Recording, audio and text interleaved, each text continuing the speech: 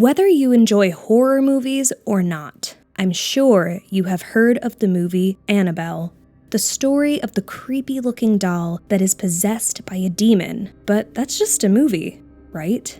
What if I told you the story of Annabelle is far from just a film?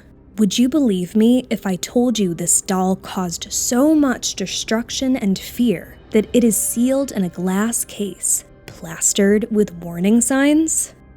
To understand how this doll ended up locked in a museum surrounded by crucifixes and prayers, I'm going to take you back to 1970. A 28-year-old girl named Donna received a birthday gift from her mother.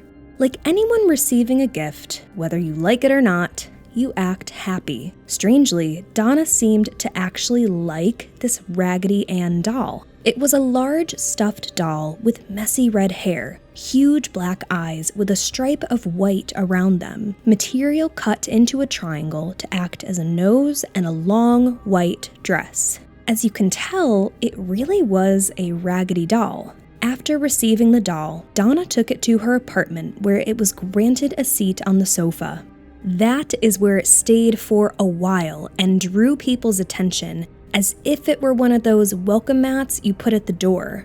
Its bright colors and cheesy grin was seen as the perfect home accessory at first.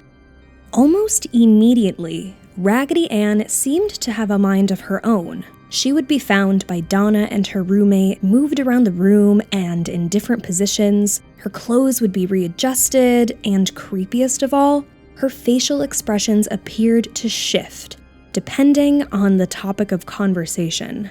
No matter how hard Donna tried to brush it off and ignore it, Annabelle's actions only got worse.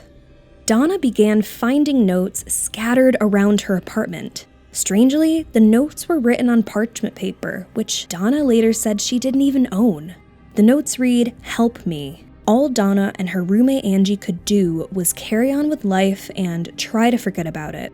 They carried on as normal, and each time they returned home, they expected to find the doll somewhere they didn't leave it. This doll was free to explore the apartment until its stuffed heart was content.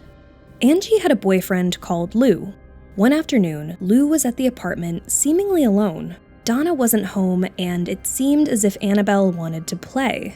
The doll allegedly began moving things around the room and rummaging through Donna's room. Lou's presence seemed to agitate the doll. It became more and more violent the longer Lou stayed. It's said that the doll had a sort of fascination with Lou. Either that, or it really didn't like him. Sources claim Lou was attacked by the demon that possessed the doll as he slept on Donna's sofa. Others say he was attacked after catching the doll rummaging through Donna's room. I'll let you decide which to believe. Lou's chest was supposedly bloody, with claw marks that, after 2 days, completely disappeared. After Donna found out, this was the last straw. The girls contacted a medium in the hopes to remove any evil spirits or at least hear what they had to say. The medium shared that Annabelle was supposedly a 7-year-old named Annabelle Higgins. This made some sense, as many years earlier, the body of a small child was found in the same spot where the apartment stood.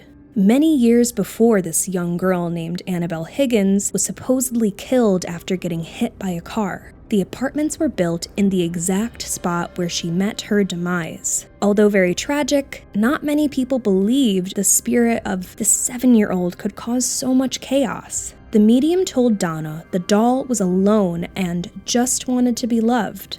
After speaking to the medium, Donna appeared to feel bad for the spirit as she allowed it to stay inside the doll permanently. This turned out to be a disastrous idea. Eventually, the doll became too much to handle. Its creepy messages became more sinister as it began writing the name of Annie's boyfriend on the notes, "Help Lou." It would move around the house more often, even being found in rooms where the doors were locked. Donna and Angie wanted to get rid of the spirit in the most respectful way possible. They didn't want to risk upsetting the doll. They called one priest, and the word spread like wildfire. It wasn't long before Ed and Lorraine Warren paid the girls a visit. If you don't know, Ed and Lorraine Warren are the notorious paranormal investigators. Once in Ed and Lorraine's possession, the doll began acting extremely violent. They claimed the doll made them feel so unsafe, they vowed not to take the highway back to their home in case this demon caused them to crash. Whatever possessed the Annabelle doll proved to be too difficult to handle, even for them. The doll reportedly made Ed's car malfunction many times on the journey home. Over the years, Ed and Lorraine made countless reports that the doll would levitate, break things, possess other objects, and even attack Ed himself. Their stories about this doll became so popular, many movies were created based on what they claimed they experienced. Most popular, the Conjuring movies, and you guessed it, Annabelle. The reason the Annabelle doll became so popular was because it was one of the first dolls that needed to be locked away to ensure the safety of the people around it. As of 2021, the Annabelle doll is sitting in a locked glass box with an eerie smile, waiting for all those who dare visit her. The doll is kept in Ed and Lorraine Warren's Occult Museum located in Monroe, Connecticut.